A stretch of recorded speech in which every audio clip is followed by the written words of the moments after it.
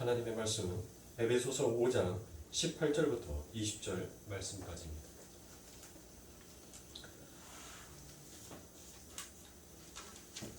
에베소서 5장 18절부터 20절의 말씀 다 찾으신 줄 알고 한 목소리로 함께 봉독해 보도록 하겠습니다. 술 취하지 말라. 이는 방탕한 것이니 오직 성령으로 충만함을 받으라. 시와 찬송과 신령한 노래들로 서로 화답하며 너희의 마음으로 주께 노래하며 찬송하며 범사에 우리 주 예수 그리스도의 이름으로 항상 아버지 하나님께 감사하며 아멘. 자, 성령 충만한 에베자라는 말씀을 가지고 오늘 두 번째 시간, 지난 시간에 다 하지 못했던 그 내용에 대해서 함께 나누도록 하겠습니다. 그래서 우리가 읽었던 세월을 아껴야 하는 그 이유가 과연 무엇인지에 대해서 함께 이야기를 나눴었고, 그 세월을 아끼라는 것 속에서 하나님께서 너희들이 어떠한 방법으로 세월을 아끼라 했죠? 술 취하지 말라. 술 취하는 것은 곧 세상에 허비되는 시간이다라고 얘기를 했습니다. 그리고 사도 바울이 바로 이어서 19절에 뭐라고 말해요? 시와 찬미로 하나님을 예배하고 찬송하라. 그래서 이 말을 함축하였더니 우리가 이 말이 결국은 뭐가 되더라? 예배가 되더라 라고 얘기를 드렸죠.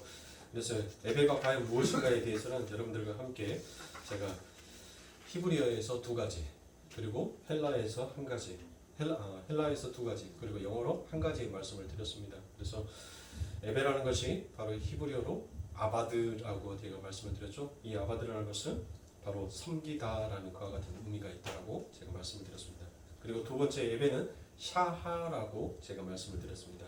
이 샤하라는 말씀은 부복하다라는 그와 같은 의미가 있다고 제가 말씀을 드렸고, 자, 세 번째로 신약에 넘어와서 바로 헬라어로 프로스 큐리오라고 제가 말씀을 드렸습니다. 그래서 이 프로스 큐리오라는 것은 예배는 깊은 애정과 감사의 마음을 가지고 하나님을 바라에 정성껏 입을 맞추는 것을 우리가 프로스 큐네오라고 말씀합니다. 또 헬라어로 이 예배라는 말이 다른 뜻이 있는데 바로 라투류오입니다. 이 라투류오라는 말은 섬기는 대상의 유일성을 나타내고 가리킬 때 제가 말씀드렸습니다. 그리고 여러분들이 잘 알고 있는 영어로는 워십이다라고 얘기 드렸죠. 그래서 이 워십이라는 말은 예배는 최상의 가치를 받으시기에 합당하신 분의 어떤 분께 나의 최상의 가치를 돌려드리는 것이 그게 바로 워십, 예배다라고 제가 말씀을 드렸습니다. 그리고 이 예배 안에 담겨져 있는 말씀으로서 사도가 바로 무슨 말씀을 했어요? 너희들의 예배를 거룩한 산 제사에 예배를 드려라라고 말씀을 드렸죠. 그래서 그 거룩한 산 제사, 왜 사도가 하나님께서 예수 그리스도께서 모든 것을 다 이루어 놓으셨는데도 불구하고 제사라는 옛 법을 가지고 다시 이 신약에 와서 거룩한 제사를 드리라고 하는지에 대한 그 의미가 무엇인지에 대해서 우리가 함께 살펴보았습니다. 그래서 지난 시간에 함께 살펴보았던 내용 중에 하나가 뭐였습니까? 이스라엘 백성들이 항상 하나님 앞에 드려졌던 5가지의 제사가 있다고 했죠. 다른 제사들도 물론 있었지만은 이 이스라엘 백성들에게 이 5가지의 제사는 반드시 드려져야 하는 제사였습니다. 그래서 그 제사가 첫 번째 번제였죠. 두 번째가 소제, 그리고 세 번째 속건제, 속제제, 속건제, 그 다음에 화목제라고 제가 말씀을 드렸죠. 그래서 번제라는 것은 여러분들 뭐다라고 말을 했습니까? 번제는 바로 오늘날 우리의 삶 가운데 있어서 그 자신의 죄를 그 짐승에게 전가시킬 때 분명히 그 짐승에게 뭐가 있는지 없는지 확인해야 돼. 점이 있는지 흠이 있는지 확인을 해야 된다겠죠. 그래서 결국 예배라는 것은 반드시 준비의 과정이 드려져야 한다라고 제가 말씀을 드렸습니다. 그리고 예배는 진정한 올바른 예배는 사람에게 보여지는 예배가 아니라 온전히 사람에게 보여지는 예배가 아닌 하나님 앞에 드려지는 것이 온전한 참된 예배다라고 제가 말씀을 드렸습니다. 그리고 이 번제 속에서는 뭘 하라겠어요? 우리가 그 제물에게 안수를 한다는 것은 뭐예요? 지금 내가 뭐가 있다는 거예요? 내가 죄가 있다는 것이죠. 그래서 예배를 드리는 자는 반드시 이 죄에 대한 인식이 있어야 한다라고 제가 말씀을 드렸습니다. 그리고 이 번제 속에서 담겨져 있는 예배의 모습 안에서 반드시 뭐가 있어야 돼요? 하나님 앞에 제사를 지내러 가는 사람들이 허드레의 옷을 입고 갈 수가 없죠. 그리고 아무렇지 않게나 하나님 앞에 제사를 드릴 수가 없죠. 그렇죠? 철저하게 제사장도 하나님께서 말씀해 놓으신 그 절차와 순서에 맞춰서 그들은 반드시 깨끗한 옷을 입어야 돼요. 제사장은 제사를 지내러 가는 그 제사장은 깨끗한 옷을 입어야 돼요. 그 옷은 한 번도 입지 아니했던 옷이어야 돼요. 그리고 띠를 띠고 가슴에 흉패를 메고 그리고 하나님 앞에 제사를 지내야 돼요. 그렇죠. 자, 그 모든 과정들을 지금 오늘날 우리들의 삶 가운데 적용을 하면 뭐하는 거예요? 하나님 앞에 예배를 드리는 자는 반드시 하나님 앞에 예를 갖추어서 예배를 드려야 한다라고 제가 말씀을 드렸습니다. 그리고 난 다음에 제가 이제 두 번째 뭘로 넘어갔죠? 소재로 넘어갔죠? 자, 이 소자라는 것이 힐소라고 했어요. 힐소. 그래서 우리들이 소복을 가지고 하얀 옷이다라고 얘기를 하지 않습니까? 그래서 이 소재라는 것은 여러분들 어떻게 드리는 제사예요? 바로 충성과 헌신이 그 안에 담겨져 있는 것이다 라고 제가 얘기를 드렸죠. 충성과 헌신 속에서 하나님 앞에 예배를 드리는데 그 예배를 드리는 자에게는 반드시 뭐가 있어서는 안 돼요. 응어리져 있음이 안 돼요. 곱게 가루가 하나님 앞에 곡식으로 이렇게 예물을 드리는데 그것을 그냥 딱 뭉쳐져 있는 상태에서 드리는 것이 아니라 곱게 빻는단 말이에요. 밀가루처럼 곱게 가루를 만들어요. 그리고 하나님 앞에 그것을 태워서 드린단 말이에요. 자, 그 안에 담겨져 있는 것은 뭐예요? 나의 생각, 나의 고집, 나의 율법, 나의 가치관 같은, 나의 고집과 같은 그와 같은 것들이 절대로 그 안에 응어리져서는 안 되는 거예요. 오직 우리는 고운 가루처럼 되어 있어서 그것을 만드시고 그것을 빚을 수 있는 분은 누구다는 거예요? 하나님 한 분이시다는 것이에요. 그러니까 우리를 만들어 가실 수 있는 분은 우리는 흙이었었는데 그 흙을 하나님께서 뭉치시고 만들어 놓은 것이 바로 우리들아라는 그와 같은 마음 속에서 드려지는 것이 바로 소재다라고 제가 얘기를 드렸습니다. 그래서 우리가 하나님 앞에 이 소재를 드릴 때 항상 예배에는 이처럼 나는 죄에 대한 인식을 하고 하나님 앞에 나는 온전한 자기 부인이 이루어져 있어야 돼요. 그렇게 해서 온전한 자기 부인 속에서 우리들은 기름과 유황을 거기에다 붓죠. 그 기름과 유황을 붓는다는 것은 뭐예요? 하나님 앞에 우리가 충성하고 헌신하는 것은 마치 거지 동냥하듯이 우리의 시간이라든지 우리의 무엇이 남아가지고 하나님 앞에 드려지는 것이 아니라 우리의 삶 가운데 있어서 내가 가지고 있는 가장 최상의 것을 하나님 앞에 드려지는 것, 그게 바로 이 소재 안에 담겨져 있는 예배다라는 것입니다. 그래서 이 소재 안에 드려져 있는 것을 속에서 우리가 주로 뭐를 말할 수 있냐면 헌금을 얘기할 수 있는 것입니다. 자, 여러분들 헌금은 여러분들 왜 드리는 거예요? 헌금 왜 드려요? 내가 헌금을 왜 드리는지 모르고 그냥 맹목적으로 헌금을 드리는 것은 여러분들 그거는 하나님이 받지 아니하는 예물입니다. 우리가 헌금을 드리는 이유를 정확하게 알고 있어야 돼요. 여러분들 헌금 하나님 앞에 헌금 드리면 하나님께서 뭐 뻥튀기 장수여가지고 거기에다가 금나라 뚝딱 도깨비 복망이처럼 우리가 10원 넣어놓으면 거기에서 100원이 뻥튀기 돼서 뻥 하고 터져 나오는 것이 아니에요. 여러분들 하나님께서는 그렇게 우리들에게 다시 되돌려 주지 아니할 거면서 하나님께서는 그런 것을 받으신단 말이에요. 왜 받으시냐고요? 헌금을 드리면 드릴수록 우리는 뭐예요? 더 손해졌습니까? 아니, 여러분들 우리가 사도행전에서 아나니아와 삽비라가 여러분들 헌금을 해서 죽었어요? 헌금을 안 해서 죽었어요? 안 해서 죽었어요? 아나니아와 삽비라가 헌금 안 했으면 어쩌면 그들이 살 수도 있었을 거예요. 그렇죠? 그런데 그들이 헌금을 해가지고 뭐 했어요? 죽었단 말이에요. 그러니까 하나님께서는 지금 우리가 그 헌금, 돈을 많이 드리고 적게 드리고의 문제가 아니에요.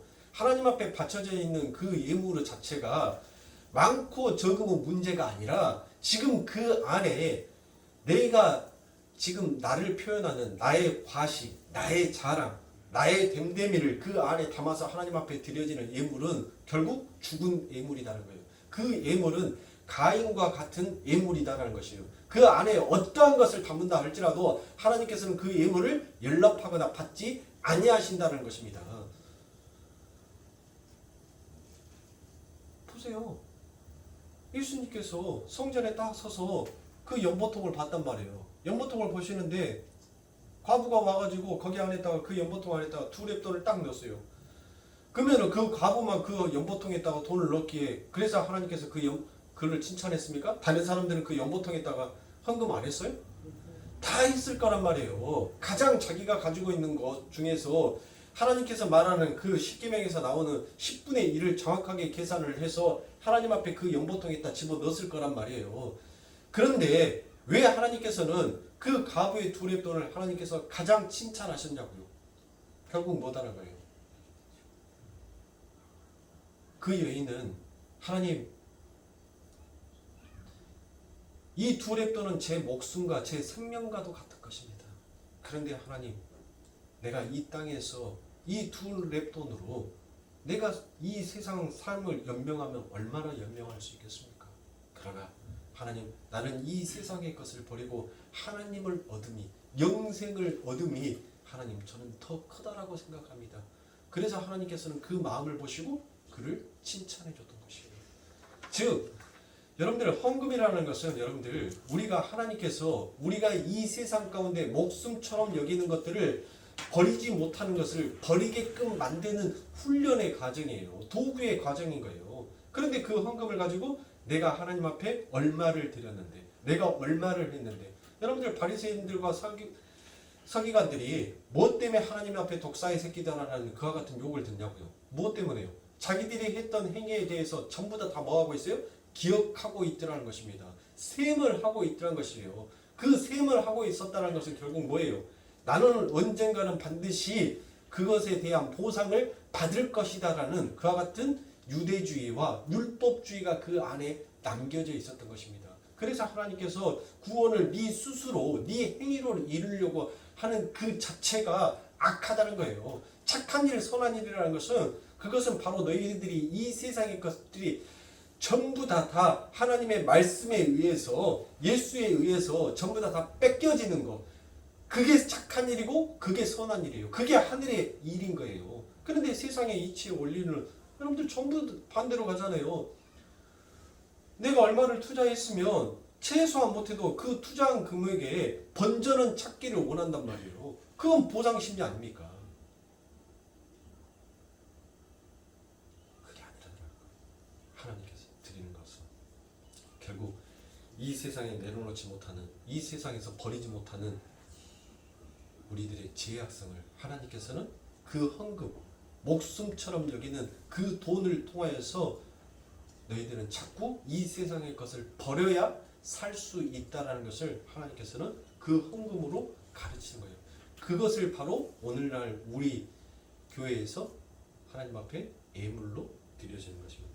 그러니까 사랑하는 성도님들, 하나님 앞에 드려지는 예물을 가지고 내가 얼마의 헌금을 했다라고 여러분들 말할 필요가 있어요, 없어요? 그래요, 없어요. 왜 없는지 소재에 대해서 하나님께서 또 그 뒷부분에 인간은 뭐 한다는 거예요? 자랑질하기 좋아해요. 자랑하기 좋아한단 말이에요. 그래서 하나님께서 그 마음까지도 알고 딱 얘기를 하셔요. 얼마나 우리 하나님이 철두철미하신 분이신지. 네? 여러분들 하나님의 일은 경제의 논리도 아니에요. 네? 자, 여러분들 보세요. 한 여인이 엄청난 향유를 가져다가 예수 발 앞에 부어버립니다. 그것을 본 가룟 유다. 그 가룟 유다가 그 여인에게 뭐예요?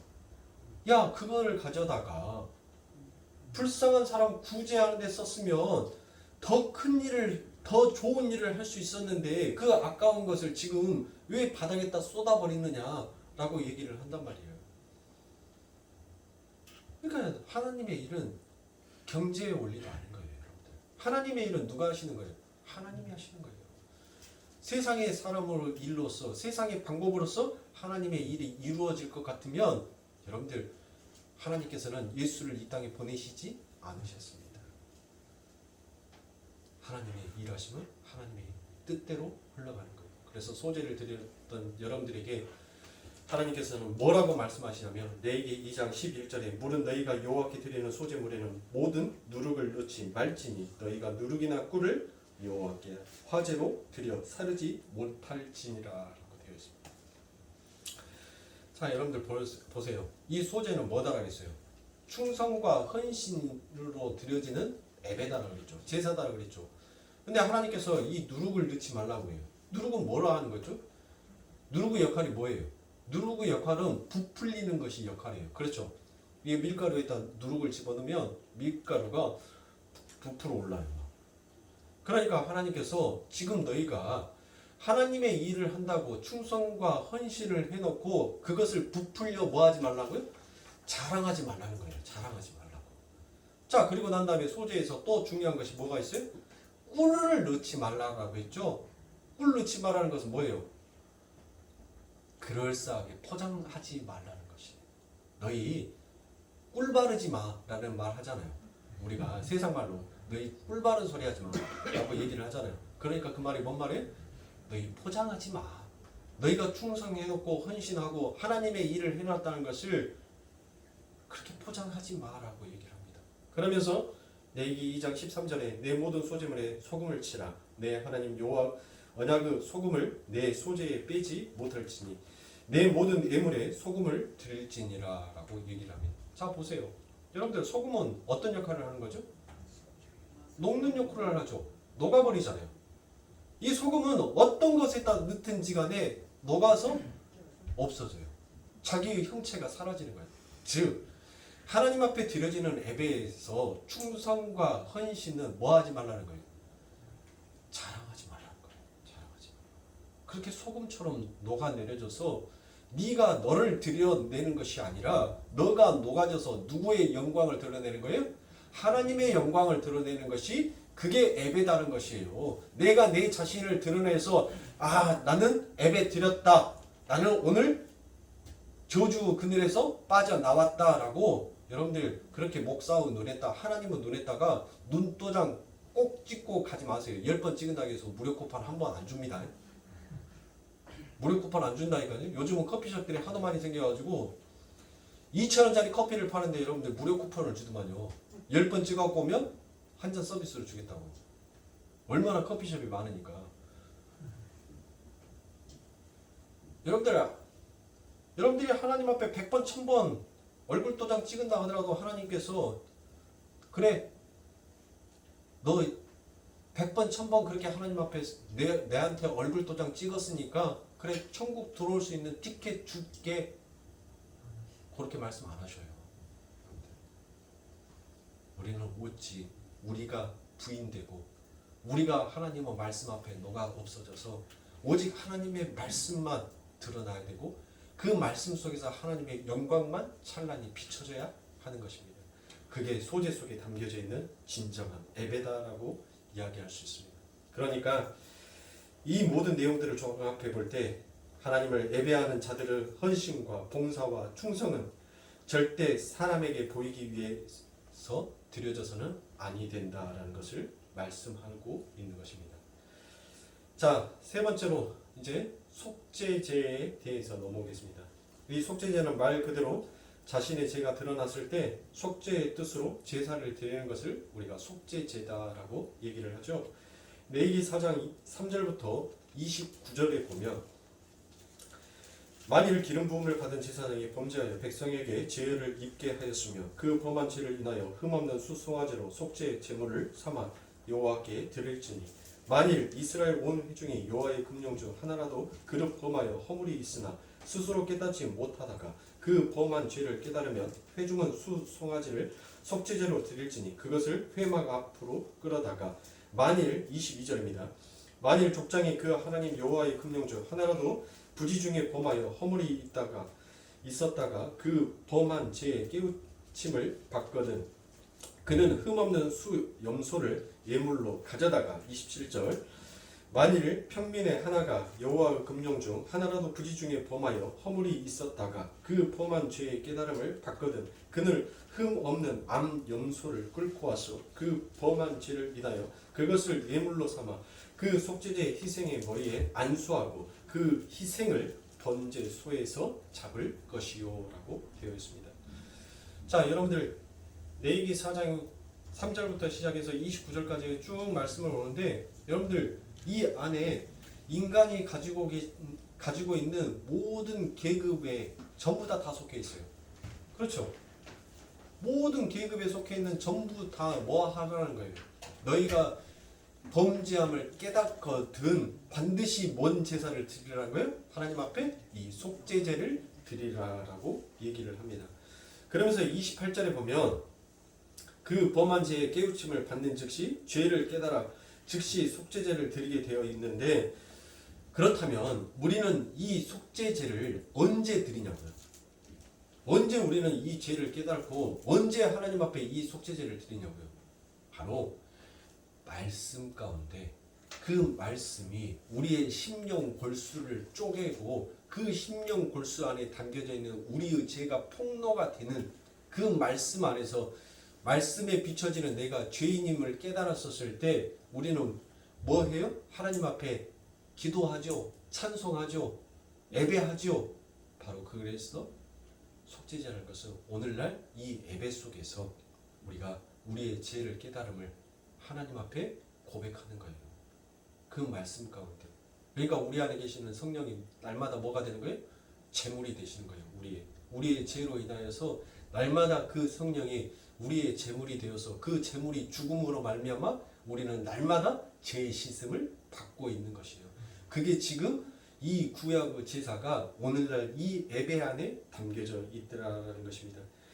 그러니까 우리가 하나님을 올바로 예배하기 위해서는 늘 말씀 앞에 자기를 비추어 보아야 합니다. 그런데 이 속죄제에도 역시 자기가 제물을 뭐 해야 돼요? 안수해야 되죠. 어디에서 많이 본 말씀인데? 어디에요? 우리가 처음 봤던 번제에서 나왔던 얘기죠. 그리고 난 다음에 자기가 제물을 잡아야 하고 자기가 각을 따야 합니다. 이 말은 속죄는 뭘로만 끝나서는 안 된다는 거예요. 속죄는 말로만 끝나서는 아니 된다는 것을 얘기하는 것입니다. 속죄는 반드시 뭐가 따라와야 되는 거예요? 행위까지도 따라와야 된다는 거예요. 그러니까 속죄제는 바로 우리가 말로만 끝나는 것이 아니라 바로 그 행위 속에서 완결이 되어야 한다는 것을 가리키고 있는 것입니다. 자, 네 번째로 우리가 뭐를 볼 수 있냐면 속건제를 볼 수 있어요. 속건제. 근데 대부분의 교인들이 이 속죄제와 속건제가 무엇인지 굉장히 많이 혼동하시는 분들이 많이 있어요. 여러분들 속죄제는 방금 제가 말씀을 드렸으니까 이제 알았죠? 그러면 속건제는 뭐냐고요? 뭐가 속건제냐고요? 그러니까 이 속건제라는 것은 여러분들 뭐냐면 즉 내가 지금 어떤 일을 했어요. 처음에 어떤 일을 했는데 그때 당시에는 내가 그 일이 죄인 줄 몰랐어요. 그리고 난 다음에 돌이켜서 보니까 그게 죄다라는 것을 깨달아요. 그리고 난 다음에 그것을 죄다라고 깨달고 난 다음에 하나님 앞에 드려지는 제사가 그게 속건제예요. 그러니까 속죄제와는 속건제랑은 다르죠. 속죄제는 내가 죄를 깨닫는 즉시 하나님 앞에 드려지는 것이 바로 속죄제고 속건제는 내가 한참 지난 후에 그게 내가 이 말씀을 내가 보니까 내가 지난날 내가 행해왔던 그 행위가 틀렸구나 잘못되었구나라는 것을 그때 깨달았었을 때 드려지는 것이 바로 속건제다라는 것입니다. 그래서 속건제는 처음에는 그것이 죄인 줄 몰랐다가 말씀 속에서 그게 죄인 줄 깨달았을 때 자기가 부당 이익을 취한 부분을 다시 돌려주고 제사장에 가서 제사를 드리는 것을 속건제다라고 부르는 것입니다. 바로 그 말씀은 레위기 5장 14절부터 16절에 여호와께서 모세에게 일러 가라사대 누구든지 여호와의 성물에 대하여 그를 범하였거든 여호와께 속건제를 드리고 너의 지정한 가치를 따라 성소의 세겔로 몇 세겔 은혜 상당한 흠 없는 수양을 떼 중에서 끌어다가 속건제로 드려서 성물에 대한 범가를 갚되 그것의 5분의 1을 더하여 제사장에 줄 것이요 제사장은 그 속건제의 수양으로 그를 위하여 속한 즉 그가 사함을 얻으리라라고 되어 있습니다. 그렇죠? 그래서 자 여러분들 자기가 잘못한 것을 대해서 지금 하나님 앞에 다시 제사를 지냈어요. 그런데 반드시 뭐 해야 된다는 거예요? 자기가 부당하게 취했던 것에 대해서 뭘 하라는 거예요? 다시 되돌려 주라라고 얘기를 하잖아요. 그런데 되돌려 줘야 하는데 아니 그 사람이 도대체 어디에 살고 있는지, 어디로 이사를 갔는지, 핸드폰 번호가 몇 번인지 알 수가 없을 때가 있잖아요. 그러면은 석건제 못 드리네? 아니 그 사람에게 내가 부당한 이득을 취한 것을 반드시 그 사람에게 되돌려 주고, 그리고 난 다음에 내가 하나님의 제사장에 가서 5분의 1을 그와 같은 내가 부당하게 취한 것을 5분의 1을 더해서 하나님 앞에 드리고 제사장에게 드려서 내가 지금 속건의 제사를 드려야지만이 내 죄가 지금 제사함을 받을 수가 있는데, 아니 돌려줘야 되는데 돌려줘야 할 사람이 도대체 지금 어디로 가버렸는지를 못 찾았을 때 어떻게 하냔 말이에요. 그래서 하나님께서 레위기 6장 2절부터 7절에 누구든지 여호와께 신실치 못하여 범죄하되 곧 남은 물건을 막거나 전당 잡거나 강도질하거나 능봉하고도 사실을 부인하거나 남의 잃은 물건을 얻고도 사실을 부인하여 거짓 맹세하는 등 사람이 이 모든 일 중에 하나라도 행하여 범죄하며 이는 죄를 범하였고 죄가 있는 자니 그 빼앗은 것이나 능봉한 것이나 맡은 것이나 얻은 유실물이나 무릇 그 거짓 맹세한 물건들을 돌려보내되 곧 그 법물의 5분의 1을 더하여 돌려보낼 것이니 그 죄가 드러나는 날에 그 임자에게 줄 것이요 그는 또 그 속건제를 여호와께 가져올지니 곧 너의 지정한 가치대로 때중 흠없는 수양을 속건 제물을 위하여 제사장에게로 끌어올라 것이요 제사장은 여호와 앞에서 그를 위하여 속건한즉 그는 무슨 허물이든지 사함을 얻으리라. 자 보십시오. 여러분들 어떤 사람이 어떤 사람에게 우리가 부당하게 이득을 취해가지고 돈을 떼먹고 도망갔어요. 그런데 세상은 참 좁아요. 그 사람을 우연치 않게 교회 예배당에서 만난 거예요. 그런데 나는 돈 떼먹고 간 사람은 뭐예요? 기억을 못해요. 떼인 사람은 기억을 한단 말이에요. 그 사람이 자꾸 나를 쳐다보는 거예요. 뒤통수가 막 뜨끈뜨끈해요. 저 사람을 내가 어디서 봤지? 자기는 몰라요. 이미 뭐 했기 때문에. 하나님 앞에 5분의 1을 다 바쳐가지고 지금 제사를 지냈기 때문에 자기는 지금 하나님 앞에 제사함을 받았어요. 그런데 그 형제는 지금 뭐 하는 거예요? 그 사람으로 인하여서 예배가 온전하지 않는 거예요. 그 사람은 야 하나님은 너를 용서했을지 몰라도 나는 너를 절대로 용서 못해 라고 그의 마음속에서 지금 원한이 품어져 있잖아요. 한이 품어져 있단 말이에요. 한이란 말도 쓰면 안 되는데 분노가 있단 말이에요. 분노가 마음속에서 지금 괘씸한 그 분노함이 있는 거예요. 그 사람으로 인해서. 자 그렇게 있었을 때 하나님께서는 뭐 하는 거예요? 지금 이 속건제를 드리는 것은 말씀에 대한 이 제사의 요지는 바로 그거예요.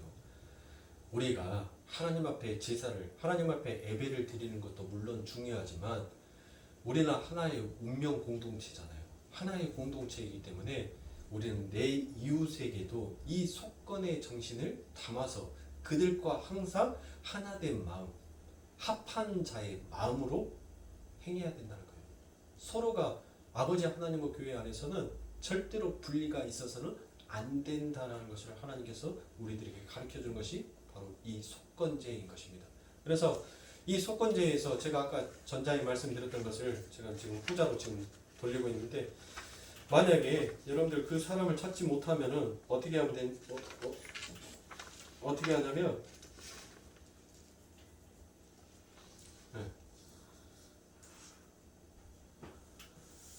친족에게 찾아가요. 그 당사자의 본인을 못 만나면 누구에게 갑니까? 하나님 앞에 가서 예물을 드린단 말이에요. 그런데 하나님 앞에 예물을 드리기 전에 그의 친족이 있으면 친족에게 그것을 되돌려주고 하나님 앞에 가서 제사를 지내면 돼요. 그런데 당사자 본인도 없어. 친족도 없어. 그러면 누구에게 곧장 가라는 거예요? 하나님 앞에. 그에게 되돌려야 될 것을 하나님 앞에 전부 다 되돌려주면 하나님께서 뭐 하겠다는 거예요? 그것을 인정해 주시겠다라는 것입니다. 그러니까 사랑하는 성도님들, 우리는 하나님 앞에서 예배를 드리면서 서로가 서로의 마음을 심기를 건들면 안 돼요. 우리는 서로가 서로를 끄집어 당겨주면서 윙윙 해야 되는 자예요. 한 사람도 나고자가 되어서는 안 됩니다. 누군가 넘어져 있으면 전부 다 그 자리에서 올 스톱 해서 그 사람이 다시 일어설 수 있도록 힘과 용기를 심어주고 그를 위해서 충성과 헌신을 해야 되는 것이 그게 예배다는 거예요. 그게 하나님 앞에 드리는 진정한 예배인 것입니다. 자, 그래서 사도 바울이 로마 감옥에 가서 누구를 만나죠? 오네시모를 만나죠. 오네시모는 누구예요? 노예예요, 노예. 이 빌레몬이라는 사람의 노예가 바로 오네시모입니다. 이 오네시모가 이 빌레몬 집에서 물건을 훔쳐가지고 와요. 그러다가 결국 그가 걸리죠. 물건을 훔쳐가고 도망가다가 결국 걸린단 말이에요.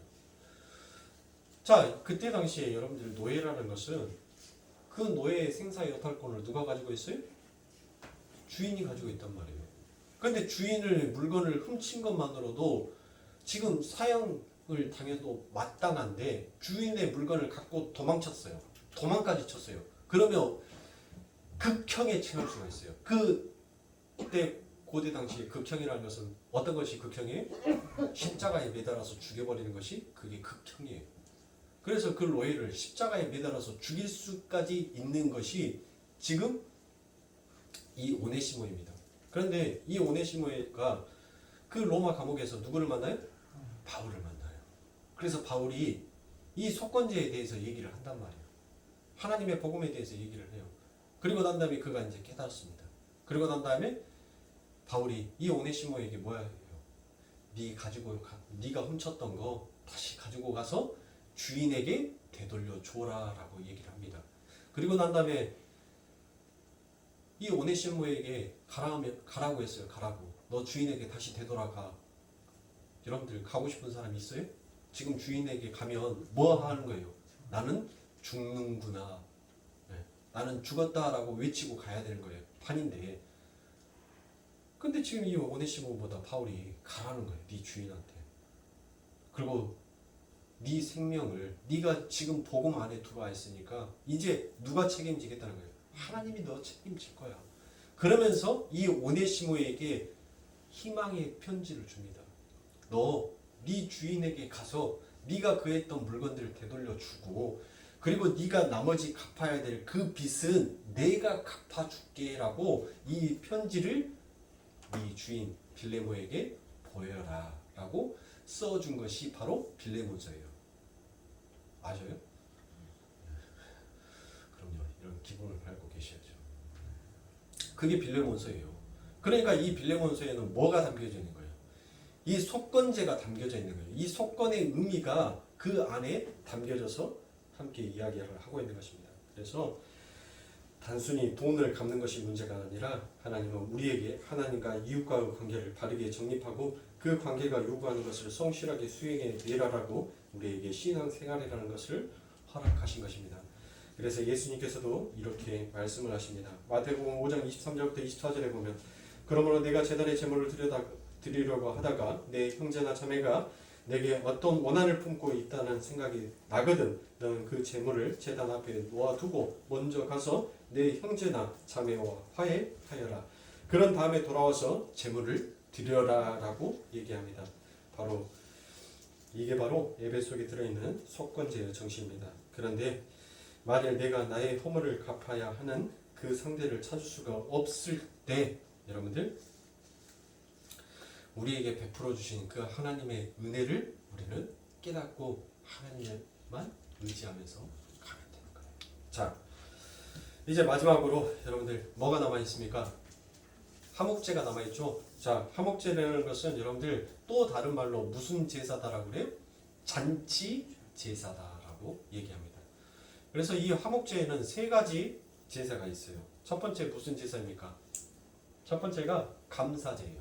그리고 두 번째가 서원제, 그리고 세 번째가 낙원제. 이 낙원제는 자원제다라고 얘기를 합니다. 자, 감사제다라는 것은 뭐예요? 말 그대로 하나님 앞에 감사할 일이 있어서 하나님 앞에 감사의 제사를 드리는 게 감사제예요. 소원제는 뭐예요? 내가 소원했던 거 그거 하나님 앞에 다시 소원해서 내 소원을 드려옵니다라고 되돌려 드리는 거, 그게 소원제예요. 자, 이 낙원제나 자원제는 뭐가 낙원제고 자원제예요? 대부분 위에 거 두 개는 알아요. 근데 세 번째 자원제가 뭐지? 뭐 자원을 하나님 앞에 드리는 것을 자원제라나? 이 자원제라는 것은 그냥 하나님이 좋아요. 그래서 드려지는 것이 이 자원제예요. 나는 그냥 하나님만 생각하면 그냥 좋아. 나는 하나님만 생각하면 그냥 기뻐. 나는 하나님만 생각하면 그냥 즐거워. 그래서 자기 스스로 자원하여서 드려지는 제가 바로 이 자원제인 것입니다. 그런데 여러분들, 이 화목제에는 다른 제사와는 다른 점이 하나가 있습니다. 자, 레위기 7장 15절부터 18절에 보면 감사함으로 드리는 화목제 희생의 고기를 드리는 그 날에 먹을 것이요. 자, 감사함으로 드리는 화목제 희생의 고기는 드리는 그 날에 먹을 것이요 라고 되어 있어요. 그리고 조금이라도 이튿날 아침까지 두지 말 것이라 라고 되어 있습니다. 그리고 그 희생의 제물이 서원이나 자원의 예물이면 그 희생을 드리는 날에 먹을 것이요, 그 남은 것은 이튿날에도 먹되 그 희생의 고기가 제3일까지 남으면 불사를 지니 만일 그 화목제의 희생의 고기를 제3일에 조금이라도 먹으면 그 제사는 연락되지 않을 것이라. 드린 자에게도 예물답게 못 되고 도리어 가증한 것이 될 것이며 그것을 먹는 자는 죄를 당하리라 라고 되어 있습니다. 자, 여러분들 레위기 7장 15절부터 18절의 말씀 속에서 보면 지금 우리가 분명 화목제에는 세 가지의 제사가 있다라고 되어 있는데 이 세 가지의 제사 속에서 제사가 틀려져요. 발견하셨어요? 자, 감사제는 뭐예요? 하나님 앞에 제사를 지내고 난 다음에 그날 당일날 먹어야 돼요. 이 감사제는. 그런데 소원제와 자원제는 그 다음날까지 뭐 할 수 있어요? 먹을 수가 있단 말이에요. 그렇죠? 그런데 3일째 되는 날 감사제나 소원제나 자원제는 감사제를 빼고, 자, 소원제나 자원제 같은 경우는 여러분들 제3일까지 먹으라게? 먹으면 뭐 당한다게? 저주 당한다게요. 저주. 그 제사는 다 무효가 되고 너희가 오히려 되려 저주를 받을 것이다 라고 얘기를 하는 거예요. 자, 그러면 여러분들 한번 생각해 보세요. 우리가 대략 소 한 마리를 여러분들 보면 소가 몇 킬로예요? 저처럼 한 40킬로 나가나요? 그러면 각 띄고 포 띄고 기름 띄고 못 띄고 하면은 그냥 먹을만 하네. 그렇죠? 근데 소 한 마리가 대략 여러분들 한 7, 800킬로 나가요. 소 한 마리가. 그렇죠? 그러면 소 한 마리를 가져다가 지금 제사장에 가서 제사를 지낸단 말이에요. 그러면은 거기 안에서 기름이랑 뭐 내장은 전부 다 빼가지고 불 태워버리고 이 제사장한테 주는 것이 있죠. 감사제를 드리고 난 다음에 제사장한테 이 고기에 대해서 드리는 거 있단 말이에요. 제사를 다 끝나고 난 다음에 어디를? 이 가슴살이랑 뒷다리 하나는 딱 뜯어다가 제사장한테 야 너희 먹어 하고 줘요. 그리고 난 다음에 나머지를 가지고 온단 말이에요. 나머지를 가지고 와서 지금 이것을 먹어야 돼요. 그러면은 여러분들 차 띄고 포 띄고 다 띄어가지고 대략적으로 남는 키로수가 한 300kg이 남는다라고 치자고요. 300kg. 그러면 이 300kg을 누구만 먹을 수 있어요? 누구만? 이 제사에 참여한 사람만 먹을 수 있어요. 이 감사제에 참여한 사람, 모든 사람이 먹을 수 있는 것이 아니라 감사제에 참여한 사람만 그 고기를 다 먹을 수 있어요. 그러면 여러분들 아무리 고기를 잘 먹는 사람이라 할지라도 여러분들 아침에 소를 가져다가 제사장한테 보이고 점이 있는지 흠이 있는지 그거 살피고 각을 뜨고 포를 뜨고 제단 내면의 기퉁에다가 피를 뿌리고 뭐하고 이 형식들을 전부 다 하고 난 다음에 야 이제 가지고 가서 고기 먹어 라고 하면 여러분들 이 이스라엘의 이 시계는 우리나라의 시계가 틀려요. 이스라엘은 하루 날짜선이 언제 바뀌냐면 해가 지면 날짜가 바뀌는 거예요. 그러니까 해가 지면 다음 날이 되는 거예요. 다음 날. 그러면 제사를 지내고 난 다음에 이제 300kg나 되는 그 고기를 몇 시간 안에 먹어야 돼요? 한 두세 시간 안에 그 300kg를 다 처리를 해야 돼요. 다 먹어야 된단 말이에요. 아무리 성인이라 해도 여러분들 그 300kg를 그래요. 감사제에 10명이 갔다라고 치자고요. 그러면 한 사람당 30kg를 먹어야 돼요. 여러분들 30kg 고기면 얼마나 불태기가 많은 줄 아십니까? 네? 여러분들이 머릿속에서 잘 안 떠올리면 20kg짜리 쌀 한 포대를 생각하시면 돼요. 네? 그러면 어떻게 해야 되는 거예요? 그거 남기면 이거 지금 다 무효될 판이에요. 그리고 오히려 지금 하나님이 인정도 안 하고 이런 가지간 놈이 없다라고 하나님께서 지금 우리를 혼낼 판이란 말이에요. 뭐 어떻게 하라는 거예요 지금? 그러면 이 감사에 들어온 사람들이 전부 다 뭐 해야 돼요? 그 고기를 분명히 해가 져버리기 전까지 전부 다 처리하기 위해서는 그 고기를 다 나눠서 가져갔잖아요. 다 나눠서 가져가면 여러분들 뭐 하겠어요? 자기 가족들만 먹겠어요? 아니죠.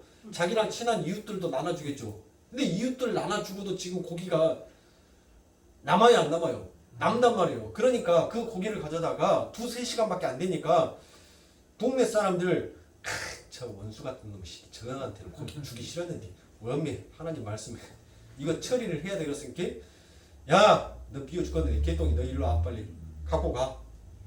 몇 명이요? 네 가족들이 썩을 놈의 새끼도 많이 났대. 많이 갖고 가. 자 해갖고 풍족하게 줘요. 집에 갖고 가서 풍족하게 먹으라고 풍족하게 준단 말이에요. 근데 그 전에는 걔랑 뭐였어요? 원수였어요. 앙숙이었어요. 너 한 번만 걸려봐니? 하고 지금 그럴 판이에요.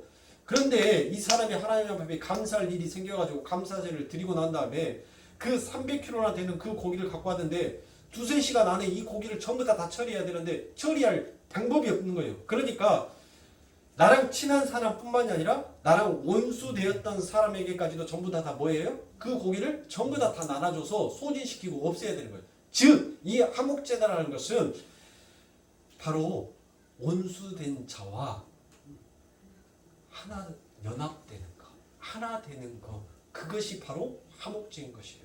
그래서 우리 예수가 드려지는 제를 화목제다라고 얘기를 하는 거예요. 죄인인 우리와 원수 같은 우리와 하나 된 그 예수가 화목의 제사, 화목제를 드렸다라고 우리가 얘기를 하는 것입니다. 자, 여러분들 이처럼 우리들의 이 예배 속에서는 바로 지금 사도가 성령 충만한 이 예배자의 삶 안에는 바로 이 이스라엘 백성들이 반드시 필히 지켜야 되는 이 5가지의 제사의 정신이 오늘날에도 이어졌고 오늘날에도 그 정신을 담고 있으며 그와 같은 정신 속에서 하나님 앞에 예배를 드려야 한다라고 이야기를 하고 있는 것입니다. 사랑하는 성도님들, 여러분들이 그저 왔다 그저 가면 안 돼요. 문턱만 받고 지나가면 안 돼요. 온전히 예수에게 잠겨야 됩니다. 예수에게 빠져야 돼요. 그래야지만 여러분들이 살 수 있어요.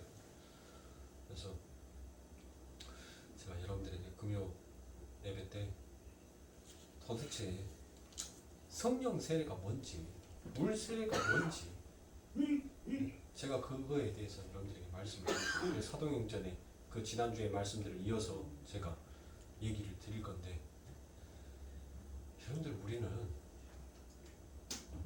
물 세례와 성령 세례를 함께 받아야지만이 연합될 수가 있어요. 우리의 삶은 우리의 행위와 예수의 행위가 하나로 연합이 되어야지만이 우리는 살 수 있단 말이에요. 그게 덮음이에요. 우리가 어떤 것을 행해야지 예수가 자꾸 그것을 덮어줄 거 아닙니까? 그 덮은다는 것이 뭐예요? 그게 은혜고 그게 구원이지 않습니까? 그렇죠? 근데 아무것도 안 하고 하나님 나 구원해 줬으니까 하고 아무것도 안 하고 있으면 하나님께서 예수가 뭘 덮겠냐고요. 뭔 흔적이 있어야지 덮어줄 거 아닙니까? 뻣뻣하게 허수아비처럼 그렇게 서갖고 있는데 덮어줄 게 없단 말이에요. 예? 그러니까 성도는 자꾸 이 세상 가운데 뭐를 배우는 거예요? 실패 속에서 예수의 은혜, 예수의 덕품의 사랑을 배워가는 것입니다. 그것을 배워가고 그것을 알아가는 것이 그게 예배예요. 그러니까 우리가 신령과 진정을 하나님 앞에 예배드린다는 것은 우리의 모든 것들을 부인하고 오직 그리스도의 영광만을 드려야 되며 나타내는 것이 그게 예배다는 것입니다. 그게 신령한 자가, 그게 성령 충만한 자가 하나님을 향하여서 드려지는 예배인 것입니다. 그 예배가 바로 아벨의 제사가 되는 거예요.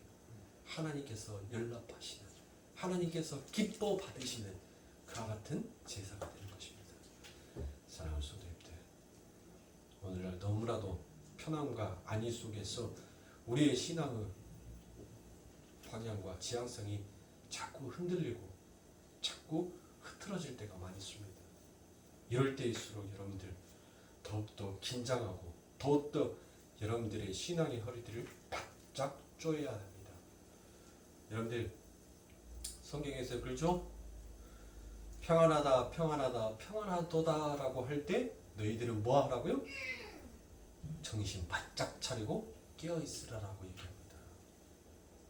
지금 이 시대가 평안하다 평안하다 교회요 평안하다 라고 얘기를 하지 않습니까? 얼마나 평안하게 드려요. 대면 예배 금지시켜 놓으니까 전부 다 영상으로 집에서 탁박 쳐놓고, 예? 옷도리는 목사님이 볼까봐 옷도리는 양복 입고 바지는 추리닝이 입고. 왜? 상반신만 보이면 되니까 하반신까지 보일 필요 없잖아요. 그게 예배의 정신입니까? 우리는 더욱더 이럴수록 예배를 더욱더 진지하게 그리고 하나님 앞에 올바른 제사를 드릴 수 있도록 우리의 마음을 되잡아야 하는 것입니다. 사탄은 우는 사자와 같이 우리들을 흔들고 있다는 것을 결코 잊지 마십시오. 항상 오직 예수의 은혜, 그 예수의 십자가만을 바라볼 수 있는 우리 사랑하는 성도님들의 삶이 되시기